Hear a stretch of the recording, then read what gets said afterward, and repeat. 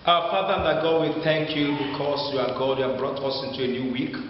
We lift your name on high, for you are so good. Thank you for your compassion. Thank you for your mercy. Lord Almighty, we humble ourselves before you, asking, oh God, in any way we have sinned against you, in word, in thought, or deed, Father, we repent of them and ask for your mercy. Forgive us our sins to God.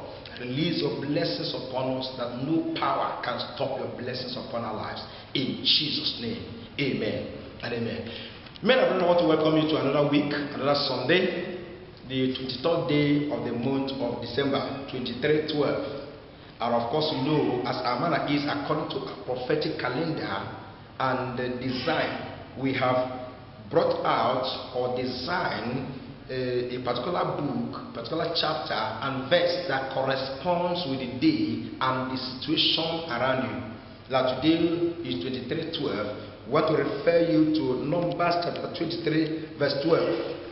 Numbers chapter 23 verse 12, which says, "And he answered and said, Must I not take heed to speak that which the Lord has put in my mouth?"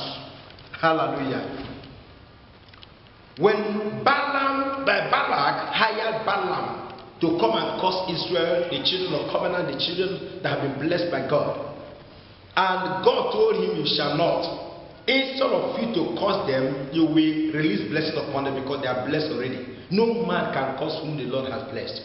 So when Balaam came, instead of him to unleash the curses programmed and agreed upon by him and Balak, he released the blessings instead, and both of them begin to quarrel.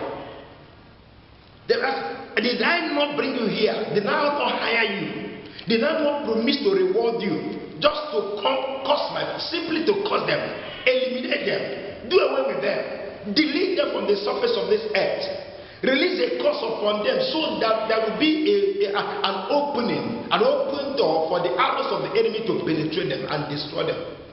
And Balaam told him, "I am under obligation to bless, but not to curse. The Lord has sent me to bless and not to curse. Even though I need the reward, even though I need that car, even though I need that fat account, that fat envelope, I will not curse. I will not go against what the Lord instructed me to do.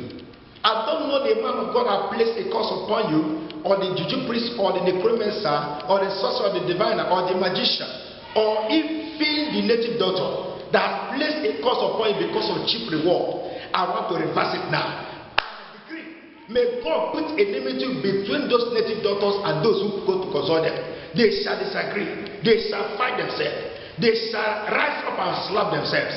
In the name of Jesus Christ, I am under obligation as a servant of God to bless you, and no man can curse you. I therefore bless you this day, and cause enmity and trouble and quarrel between those who are conspiring to place a curse upon your life. They shall fight themselves. All your enemies that are ganging up against you, looking for your downfall, looking for your destruction, looking for miscarriage, looking for fibroid, looking for a way you fall down or make mistake in your office, may God smite them with confusion and let them fight themselves.